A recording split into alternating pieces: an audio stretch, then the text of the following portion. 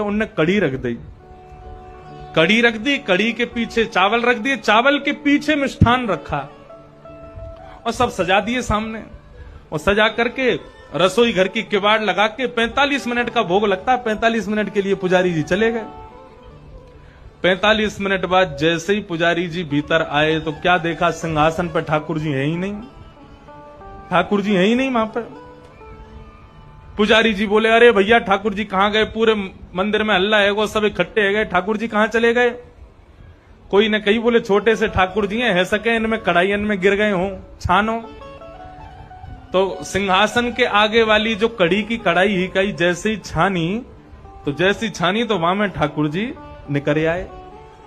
अब तो महाराज पुजारी जी बड़े जोर से हंसे, बोले अरे लाल जी को कड़ी इतनी भाग गई, इतनी बढ़िया लगी कड़ी की वहां में कूद ही गए। अब तो भैया रोज कड़ी बनेगी ठाकुर जी के काज। अब तो कोई भी उत्सव हो, कछु भी हो, रोज कड़ी बन रही है, रोज ठाकुर जी के आगे कड़ी रखी जावे।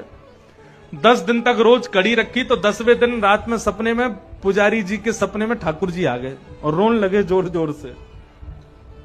पुजारी जी बोले, ठाकुर जी रो काई क्यों रहे हो। बोले मैं यहां मारे रो रहा हूं, तुम रोज कड़ी को भोग लगा रहे हो।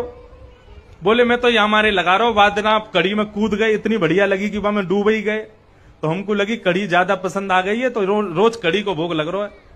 ठाकुर जी बोले, अरे मैं कड़ी में कड़ी खावे को ना कूदो, तो फिर काय को कूदे। बोले तुमने खीर दूर रख दी, मैं तो खीर खावे जा रहा हूं, बीच में कड़ी पड़ गई, सुबह में गिर गो। अब तुमको लगी कि मुझको कड़ी पसंद है, तो रोज कड़ी को भोग लगा रहे हो। भैया मैं तो खीर खावे जा रहा हूं। फिर पुजारी जी ने क्षमा मांगी, अरे हमसे अपराध है गयो। तब से फिर ठाकुर जी को मिठाई आगे रखी जाए, वाके पीछे नमकीन सामग्री रखी जाए। तो बंधुओं ऐसे